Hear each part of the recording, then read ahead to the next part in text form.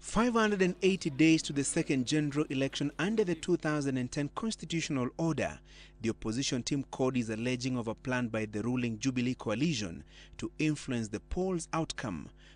Having failed to deliver on all its promises and realizing that Kenyans have now begun to appreciate this in the most painful way possible, Jubilee is laying the groundwork to steal the 2017 elections.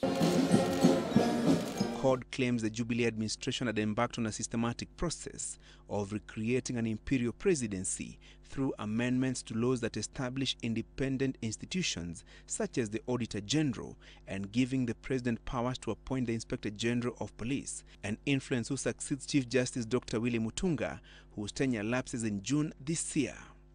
Kenya today feels like the Kenya of 1991.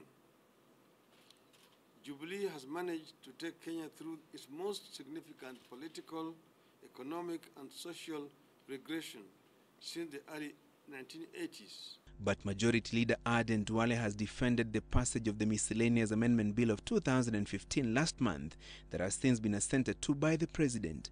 The amended law requires the Judicial Service Commission to submit 3 names of shortlisted candidates for the Chief Justice's slot, from which the President would pick one.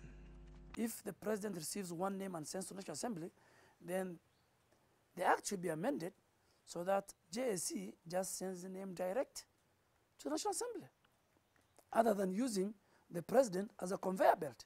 The Jubilee coalition has been making inroads in western and coastal regions, areas deemed to be opposition strongholds, but the CORD team claims the President and his deputy were using state resources to buy political loyalty.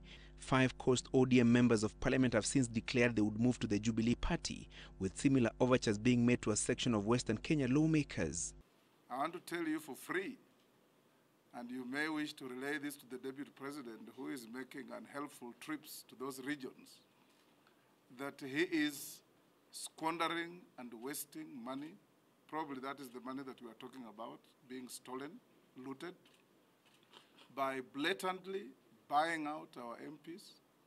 And those MPs know, because history is there, that any member who has supplicated himself or herself to an auction ring in the political arena has ended up very ignominiously.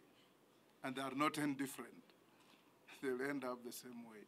CORD is also demanding a lifestyle audit on Deputy President William Ruto and raised questions on the source of the funds he donates at Harambees in various parts of the country.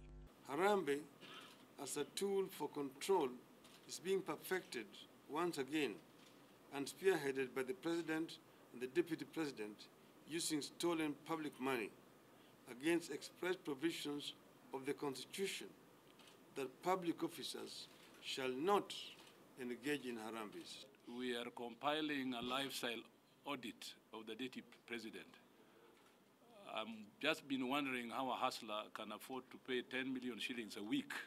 And we shall be asking the Anti-Corruption Commission to audit the Deputy President whether these are the proceeds of Eurobond being used in political tourism by the Deputy President. With less than 20 months to the next general election, the opposition insists the electoral body IEBC was not a neutral arbiter and must be restructured. Francis Gashuri for The Big Question.